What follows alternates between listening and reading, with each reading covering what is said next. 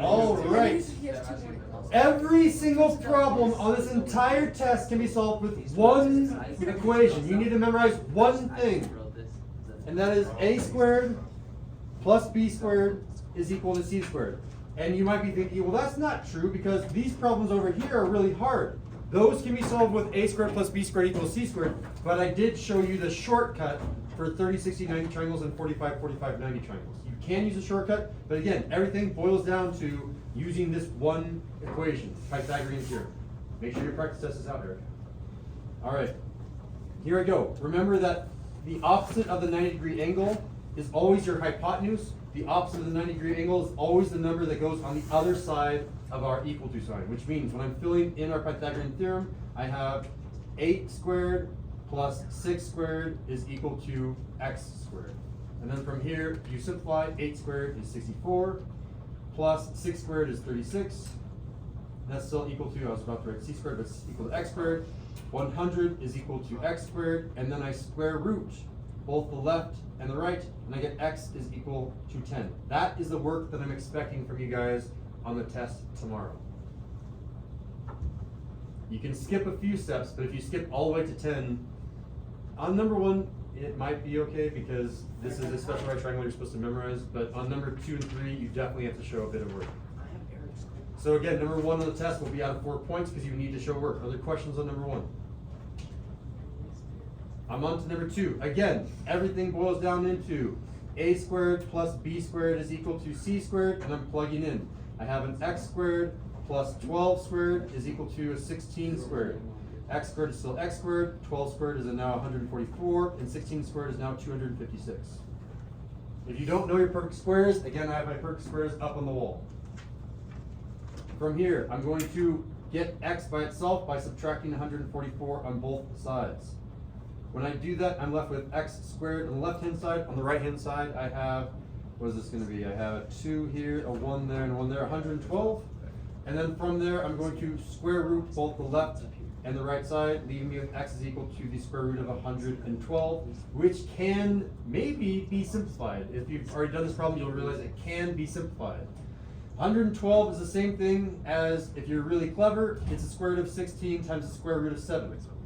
If you can't see that, let me do it the longer way, which most of you would probably be doing, which is this. I see a square root of 2 as one of the factors, and I divide by 2, and I get, what is that going to be, 56? Yep. Yeah, thank you, 56. And I keep going, that's going to be the square root of 2 times 28. And 28 is square root of 2 times 14, and the square root of 14 is the square root of 2 times the square root of 7. Count how many of these square root of 2's I have. I have a pair right here. I'm going to go ahead and circle these and say that pair is equal to 2. This pair right here and right here, these come up and they're equal to just 2. If you're confused on how I'm getting that, these are really the square root of 4. These are really the square root of 4, and the square root of 4 is 2. So here's all the pieces that I have. I have a 2 times square root of 7. Those are the remaining pieces.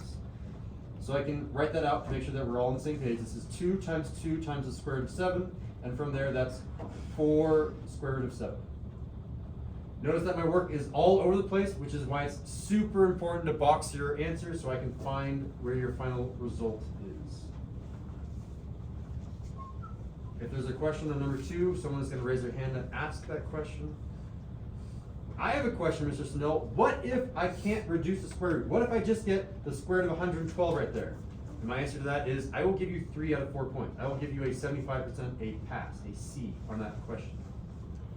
I will take off 1 point for not being able to simplify square roots. You should definitely know how to do that by now. Question. Yeah. If you take off 1 point, it's 70%. It's a C. If I take off out of 4 points, if I take off 1 point, it goes down to a 3. And a 3 out of 4 is 75%, which is a C on that given problem. If I take off half the point, it's like a B plus, I think. All right, from here, I'm plugging into a squared plus b squared is equal to c squared. That's where every single problem on this test comes from. Plugging in, I have 12 squared plus x squared is equal to the square root of 122 squared. The square and square root I see first are going to cancel out, which means the right side is just going to be 122. I have a question. Yes. Isn't the 12 supposed to be on the other side? Oh, I was hoping someone was paying attention. Dude, not nice. Yeah. Did anyone else catch it before Ashton? You guys both you and Ashton can log the extra credit. Very nice.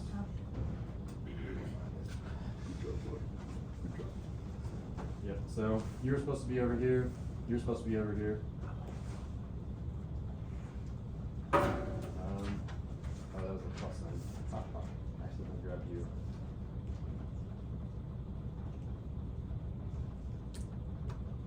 Alright, from here I have 100 and, oop, I can move this around too. 122 is now over here. Plus x squared is equal to 144. Minus 122, minus 122. I should probably make a mistake in 2 problems to see if people are paying attention as well. I now have an x squared is equal to a 22, and then finally I'm going to square root. Square root giving me x is equal to the square root of 22. Can this be reduced? Maybe, we'll find out. Let's go ahead and do a factor tree. Factor tree, square root of 2 times the square root of 11. There's no doubles of these anywhere. There were doubles over here. I have square root of 2, square root of 2. Over here, I had square root of 2 times square root of 11. There were no doubles, so I can't simplify, which means my final answer is just the square root of 22. It's going to be out of 4 points as well, because you got to show work. I think every single problem on here needs work, which means every single problem is going to be out of 4 points. Questions on numbers 1 through 3, that was based on lesson 7-1. Then we move on to lesson 7-2, and we do the inverse of the Pythagorean theorem. Remember, if you need to write as a note on your work, if the left side is bigger, then it's going to be acute. If the right side is bigger on a squared plus b squared equals c squared, then it's going to be obtuse. And if they are equal to each other, then it's going to be a right angle. So, I do this one a little bit weird, differently than we've been doing in our typical lessons. I actually square these and write them above, because I'm still using a squared plus b squared is equal to c squared, but I know that the first step is to square each of these terms. So I'm going to square this term and write it above here. 9 squared is 81. 7 squared, writing it above here, is 49. And 15 squared, writing it, I can do it above or below, I'm just going to write it below so it's not in the triangle, is 225. The reason that I'm squaring these is because sometimes I don't know what's the biggest side, especially when I look at number 5. Maybe I'll write this triangle not to scale, and I don't know if the square root of 36 after it's squared is bigger than 4 squared. So I square them first and say, okay, that one is clearly the largest. That's the term that should theoretically be the hypotenuse and goes on the right side. Again, this right side is always reserved for the largest of these side squares. So I'm going to say 81 plus 49 is equal to 225. I add, I get 130 is equal to 225, and I ask myself which side is bigger. The right side is bigger, and if the right side is bigger, it's obtuse. So your final answer here after this line will be obtuse.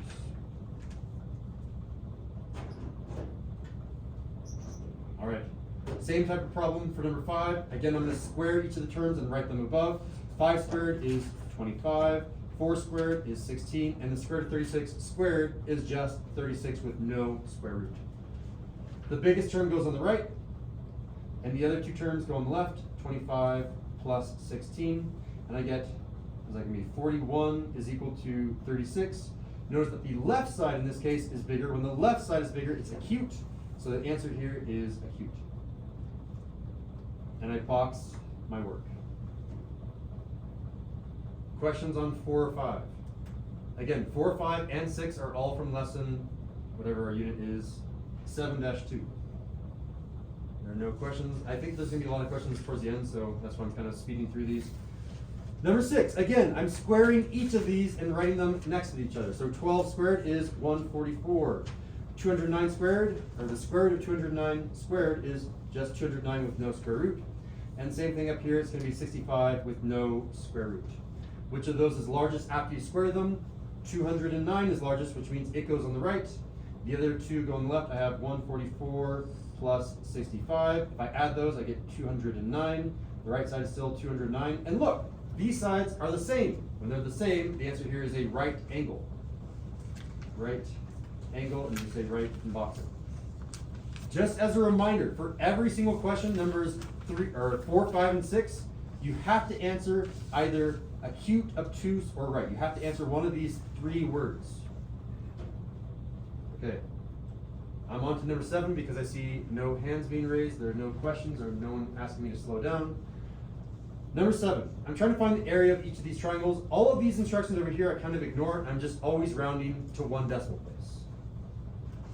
So in order to find the area of the triangle, I first am going to find the area of the rectangle. If I can find the area of this entire rectangle, then I just cut that in half, and that will be the area of the triangle. But to find the area of this rectangle, I'm going to ignore this 10. I need this length times this length. And I don't have this length, which means I need to find that length using, again, a squared plus b squared is equal to c squared. It was not an understatement to say every single problem on this test needs Pythagorean theorem. So, filling in, I have 8 squared plus x squared. Oh, I meant to make a mistake there. I'll do it next time. Is equal to 10 squared. From here, I'm going to do 64 plus x squared is equal to 100. Just squaring each of the numbers that can be squared. And then I'm going to solve. I'm going to subtract 64, giving me x squared is equal to 36. And then I square root. Both sides give me x is equal to 6, which is not the answer. It just is the side length of my triangle. I see a lot of people writing with pencils, so I'm going to grab my water so you guys have time to copy stuff down.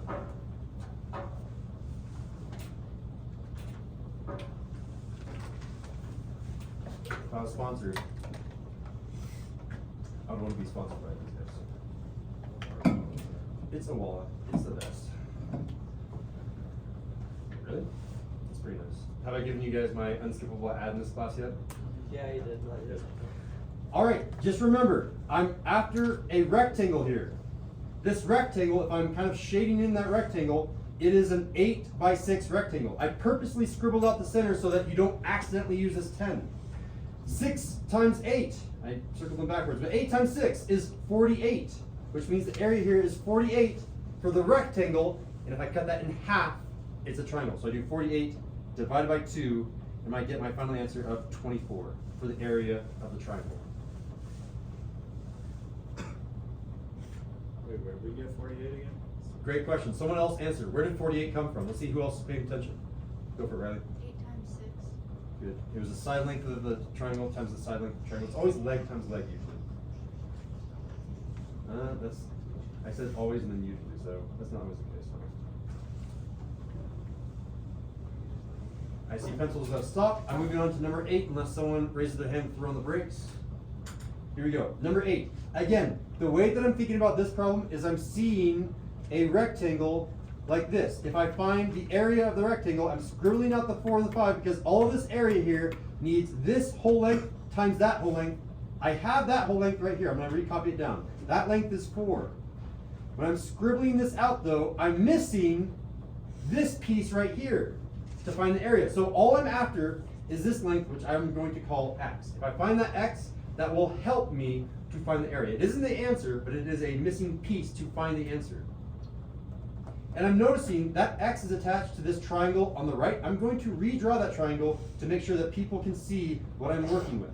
I have a triangle that is a right triangle with a length of 4 for the leg, 5 for the hypotenuse, and x for the missing leg. The way that I'm going to solve for x is using Pythagorean theorem like we always do. We have a squared plus b squared is equal to c squared, and I have 4 squared plus x squared is equal to 5 squared.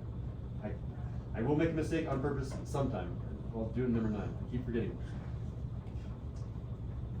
For this question, we're going to square each of our integers. 4 squared is 16. 5 squared is 25.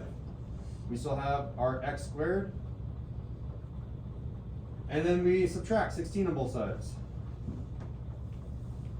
giving us x squared is equal to 9.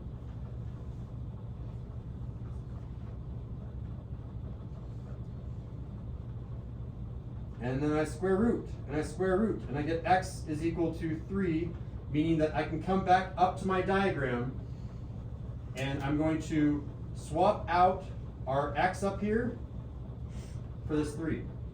I'm going to just right above this, that's a 3, and I'm going to scribble out the x. It's not an x anymore, we know that length, it's a 3.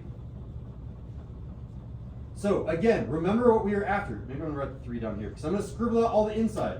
All of that inside I don't care about. I'm just after the side length times the side length. This is not 23, it's 2 plus 3. This entire side length down here is 5.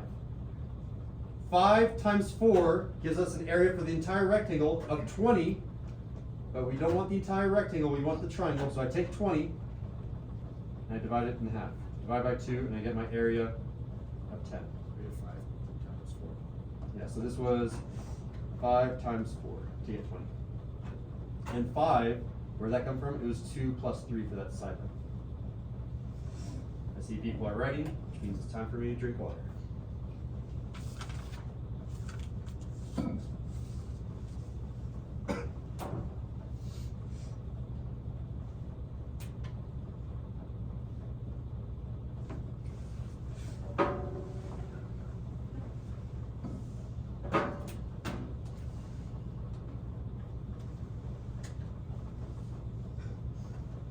Are there any questions up to this point? I've down to 2 of the 3 problems that require lesson 7-3. I'm on the last question that requires lesson 7-3, number 9. Pencils have all stopped, which means we're all ready. Here we go. Number 9. Again, I'm visualizing in my head this rectangle, which I will draw for you. This rectangle looks like this, and I don't want to do that in permanent ink. I'm going to scribble out the insides, and I need side length times side length. This 10 is a side length. I'm going to write it over here. I have that 10. What I'm missing when I scribble out this area is this length down here, which requires 2 pieces of information. It requires this length and that length. Let's go ahead and give them names. I'm going to give one X and the other Y. And I'm going to solve for each of them. Those are missing pieces of information. So funny. Oh man, I almost fell for it. I'm going to work with this triangle on the left first. Redrawing the triangle so we can see. That was a terrible triangle. That's a better triangle. I have a length of 10, 13, and x. Remember the hypotenuse is 13. That is the number that will go on the right side. I have x squared plus 10 squared is equal to 13 squared. I'm setting up my Pythagorean theorem for the triangle on the left. Taking a small break so you can see how to do this. It looks like 4 students are copying this down. Israel, you might want to copy this one down too if you want. Looks like you don't want to have this one.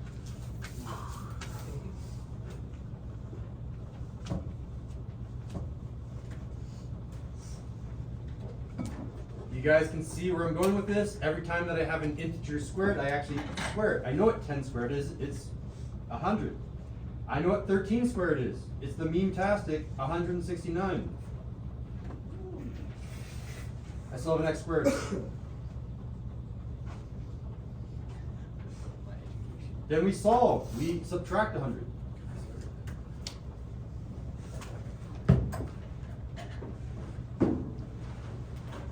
Giving us x squared is equal to just 69.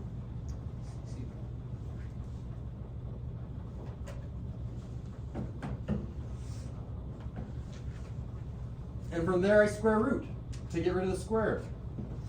Meaning x is equal to the square root of 69. And the instructions up here told me, remember all those instructions that I ignored? All these instructions over here said, hey, whenever you get a gross number, we just got a gross number. Whenever you get a gross number, plug it in the calculator, round to the nearest decimal.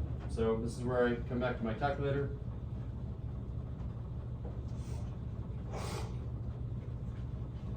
And I type in, what is the square root of 69? And it's about 8.3, rounding to the nearest decimal place. So this is how you write this in your notes. You say approximately, wavy equal to sign, 8.3.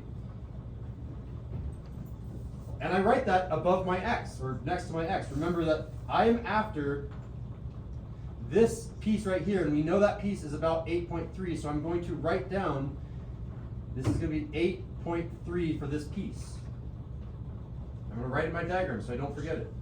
Okay, I have this left piece. Now I'm after this right piece. So we don't need the calculator anymore. We can send that away. Go away, calculator.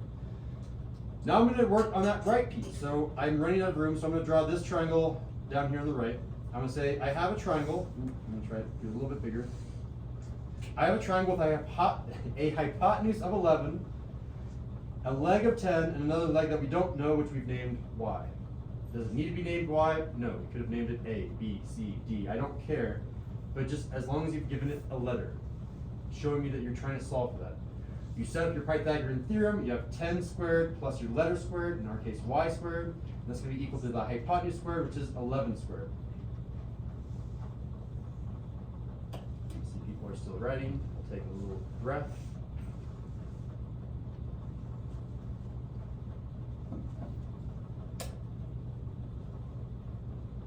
From here, we square each of those. 10 squared is 100. 11 squared is 121.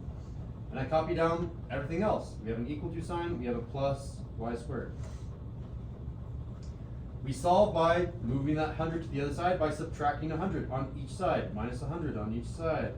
We now have y squared is equal to 21. And finally, to undo the square, we square root both the left and the right side, giving us y is equal to the square root of 21, which is a gross number. Whenever we have a disgusting number for these types of questions, we plug it in the calculator. So we're going to do my wavy equal to sign, which means we're about to approximate that with the calculator. I need the square root of 21. I come back over here and I type in the square root of 21, which is, okay, it's not 4.5. This was a really common mistake on our last quiz. This is 4.6. The 5 is followed by a number that is 5 or greater. It's followed by an 8, which means this is going to be 4.6. So I come back over here and I say this is going to be approximately equal to, oh, didn't mean to do that, 4.6. I'm going to label in my diagram, my 4.6 was this piece right over here on the y. It's going to be labeled 4.6. From here, we add these two lengths because, again, remember what we're after. If I scribble out all the insides, I'm after this length times this length. I have not added these two yet.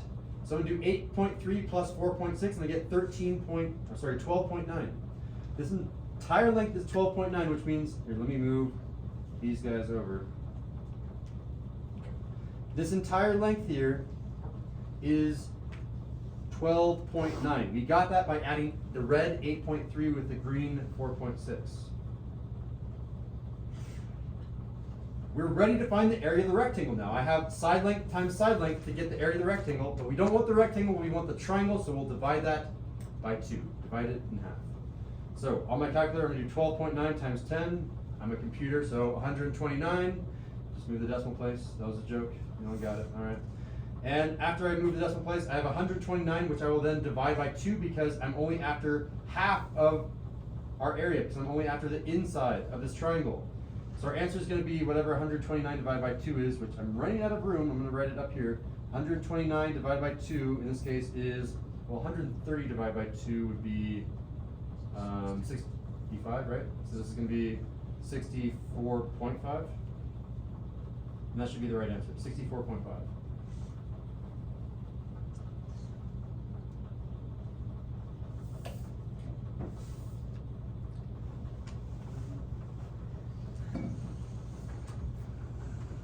I see most pencils have stopped.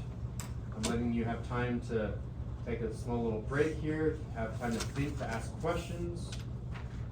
Any questions on the last 3 questions?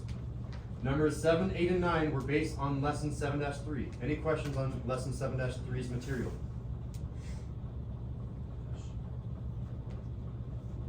Stretch out that hand.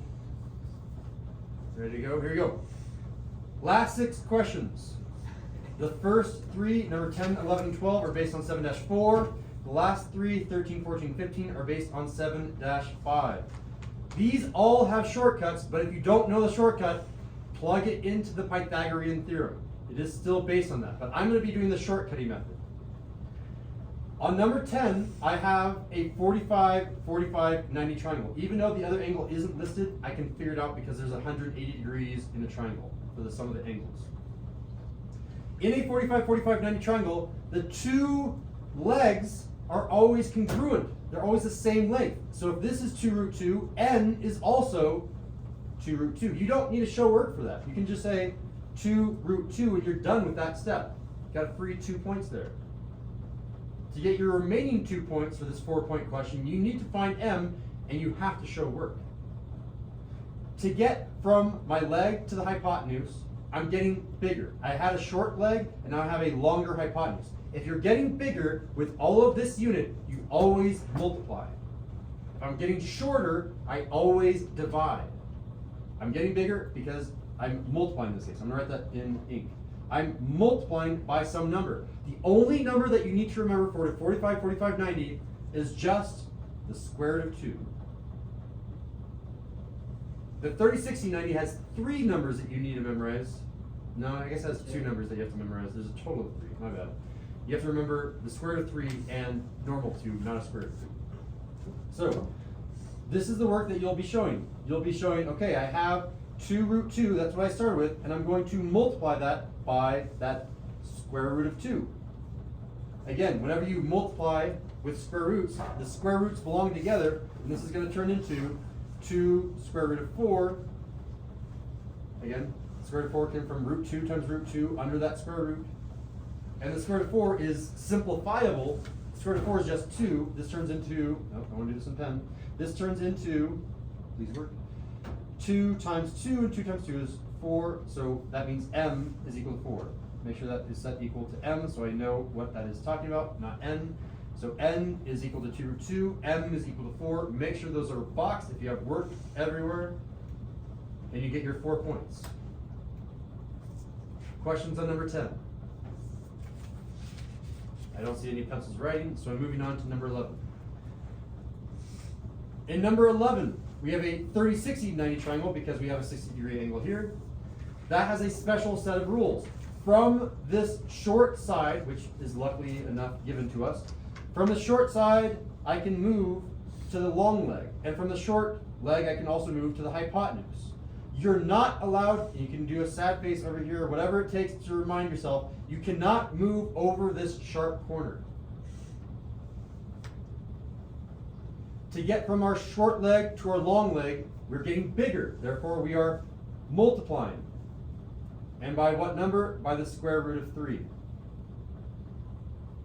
In order to move from the short leg to the hypotenuse, we're definitely getting bigger. We're getting even larger than the square root of 3. And here's something that I haven't told you before. You're actually multiplying by a little bit bigger than the square root of 3. You're multiplying by the square root of 4. The square root of 4 is a little bit bigger than the square root of 3. Square root of 4 just happens to be 2. That's why I always told you multiply by 2.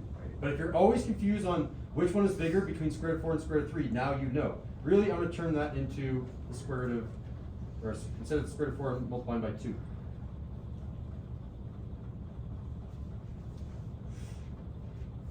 So that's all the work that you need to show because this problem is that easy. 5 times 2 is 10. So m is equal to 10. I box it. 5 times the square root of 3, I have one square root and one non-square root, so I don't mix them. I just rewrite 5 square root of 3 and box it around n. N is 5 root 3 and m is 10. Done. 4 and 4. 2 points apiece for each variable. Questions on number 11? I would say that was even easier than number 10. Then I'm on to number 12. I don't see any pencils ready. This one requires work. A bit more work, typically. I have my number and I cannot move over the sharp corner. I have to first move from the long leg to the short leg, and then once I have that short leg, then I can move to the hypotenuse. Notice I have a long line segment and I'm getting a short line segment, which means I'm not doing multiplication, but I'm doing division. I'm getting smaller. Smaller means divide. And it's going backwards from number 11. Remember in number 11, we had multiply by square root of 3 to get between the legs. So between the legs in this case, we're dividing by the square root of 3. Once we have that short leg, it's the same operation. We're trying to get from something small to something big over here. That means we're going to be doing multiplication, and that multiplication is by 2. All right, so I have 12. That's what I started with. And I'm going to divide that by the square root of 3. I'm just doing this number divided by the square root of 3. But I can't have divide by square root of 3 in my fraction. We need to rationalize the denominator. And the way that we do that is to multiply both the numerator and denominator by the square root of whatever that denominator is. In this case, the square root of 3. If I'm going really slow in this process, in the top I have 12 root 3, and in the bottom I have just the square root of 9. I'm going really, really slow, step by step, to make sure you're seeing where this is coming from. The square root of 9 is just 3. The top has not changed. It's still 12 root 3.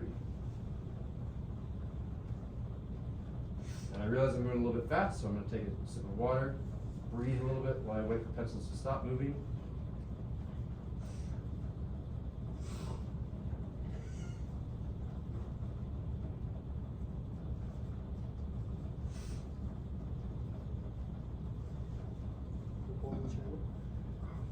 And then from here, I have two things in the top and the bottom that don't have a square root. I have a 12 and a 3 that can be reduced. I can divide 12 by 3, that's 4. So the answer here is going to be 4, maybe I can write it, but no, I'm just going to write it down here. It's going to be 4 over nothing. It's going to be 4 square root of 3, which means B is 4 square root of 3, and I'll box that variable with that length. I have one of the variables. And now it's time to find variable A. Again, I already showed you how to get there. We're multiplying because we're getting bigger. And if I multiply by 2, 2 is not a square root. 4 is not a square root. Those two get multiplied. 4 times 2 is 8. My answer is going to be 8 square root of 3. That's all the work that you need to show, which is no more work. The only work that you really need to show is this times 2 on your diagram. And by the way, everyone has to be labeling your diagrams like that in order to get your work shown for your points. And there's number 12. All right, that was lesson 7-4. Any questions on the material for lesson 7-4 before we move on to the harder 7-5? Can you use the 4 again? Or 4 divided by 3? Or square root of 3? Yeah, so that's a great question. This 4, right? Yeah. This 4 came from this 4, and this 4 came from the fact that 12 divided by 3 is 4. Okay. Very good. Other questions? That was a good one. All right, I'm moving on to number 13 then. We have a bunch of steps here. For the next section, 7-5, the best advice I can give you is make sure you have your special right triangle rules memorized, and then show your work with arrows and operations. Start with what you know. You start with 7 because we know 7, and 7 can move to, and let me make it super clear, 7 is moving to the hypotenuse. I'm going from the leg to the hypotenuse, and the way that I do that, I'm getting bigger. I'm multiplying. So your operation is going to be multiplied by, it's a 45, 45, 90 triangle. The only number you need to memorize is the square root of 2. So 7 times the square root of 2 is 7 square root of 2. You just multiply them together, squish them together. They're not both radicals, so you can't really combine them. You just leave them next to each other. And then, now that I know that one, I can now move from the leg to the next hypotenuse, which again, you take a look at the angle. This is again a 45, 45, 90 triangle, which means to get from something smaller to something bigger, I'm multiplying. The only number that you need to remember for 45, 45, 90 is square root of 2. So this is where I'm going to show a little bit of work. I had 7 square root of 2, and I'm going to multiply that by the square root of 2. When I do that, radicals and radicals can be combined, and this is still going to be 7 square root of 2 times 2, which is 4. Square root of 4 is 2, so this is really 7 times 2, and 7 times 2 is 14 for my final answer, which I will then box.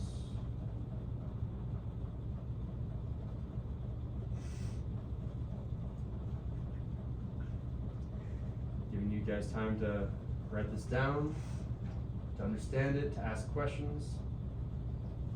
For the record, I'm not going to be taking your practice test 7. If you're worried about just trying to copy it down for the sake of having it, it's not really worth it unless you can use notes on the test, which is only some of you. For number 13, really understand this question. It's more important to understand than it is to copy down. All right. There's no questions on 13. I'm moving to our second last question, number 14. All right. And number 14, again, I start with what I know. I know that I have a 5, and I'm going to move from 5. I can't move over the sharp corner to move to this leg. So instead, I have to move from 5 to the short leg, and then from the short leg to the hypotenuse.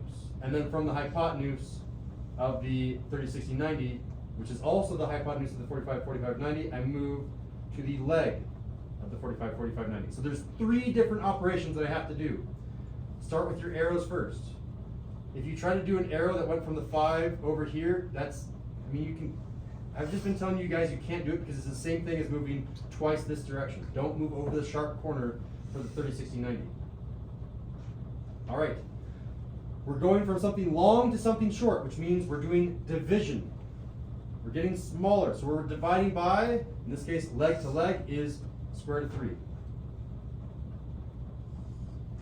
When I go from something small to something big, I'm multiplying. The only other number for 30, 60, 90 other than square root of 3 is square root of 4, which is in this case 2. Whoa.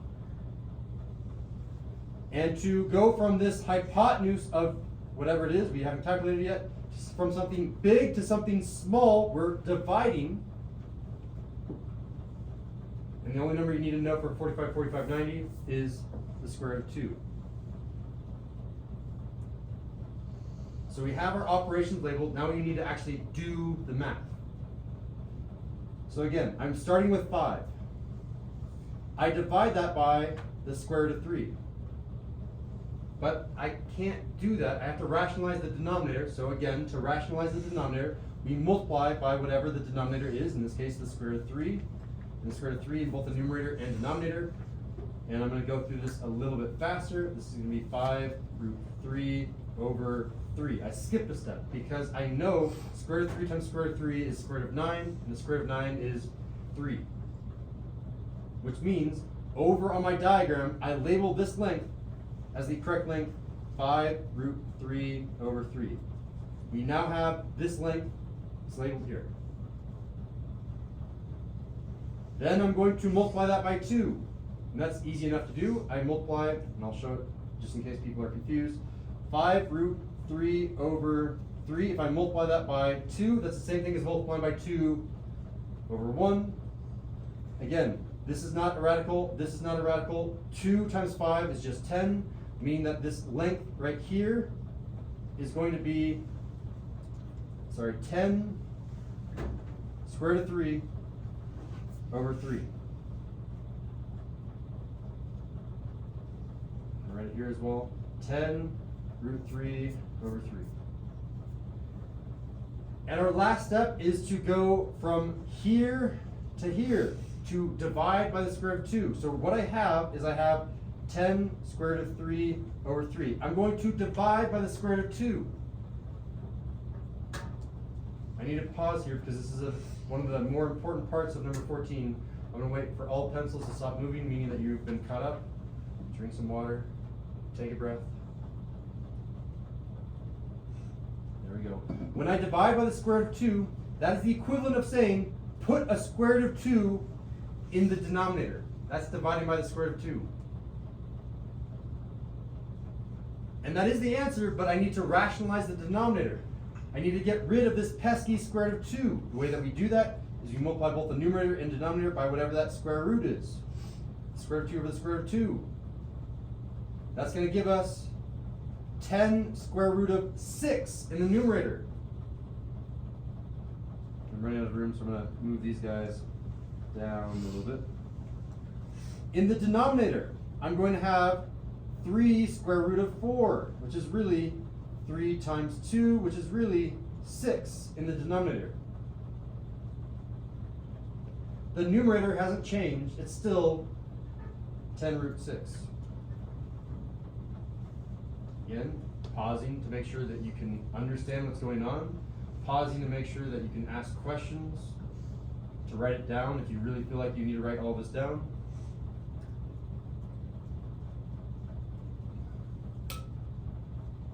I'm almost done. This is not reduced. 10 and 6 can both be divided by 2. So to reduce this fraction, I can divide both the numerator and denominator by 2, and I get 5 root 6 over 3, which is my final answer for x.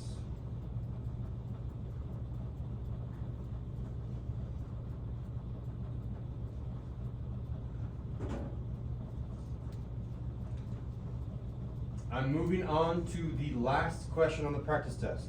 And I have 5 minutes left of class, so my pacing has been pretty good. Number 15. Just want to make sure. I see some pencils still going for number 14.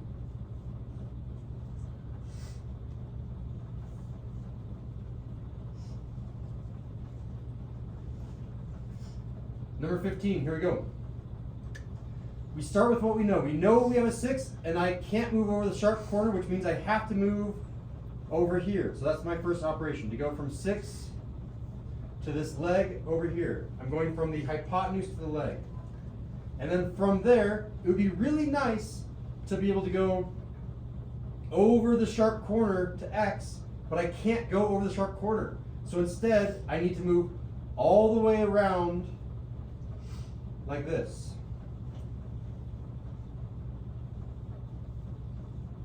So make sure you understand the order in which you need to move around your triangles.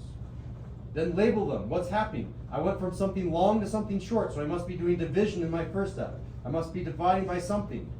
To go from the hypotenuse to the leg, the number there is square root of 4 or 2. Now I have something long and I'm going to something short, so I'm again doing division. In this case, I'm going to be dividing by square root of 3.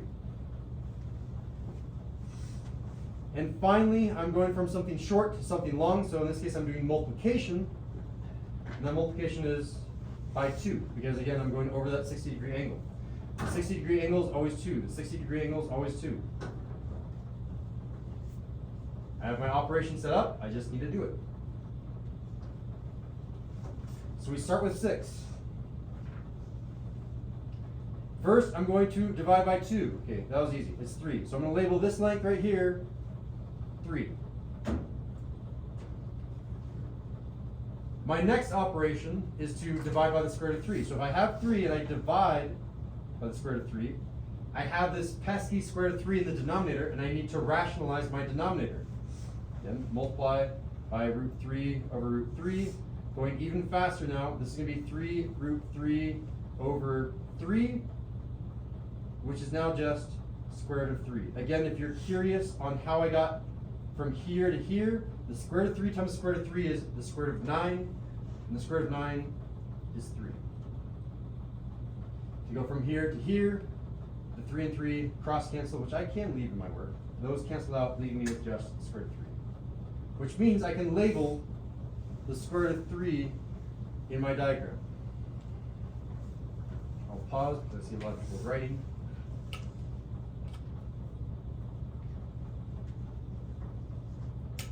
Last step. My last step is to go from here to here. I need to multiply by 2. Notice I have a square root of 3 and a non-square root of 2. Those can't mix. I just leave the final answer as 2 root 3. Final answer in boxing.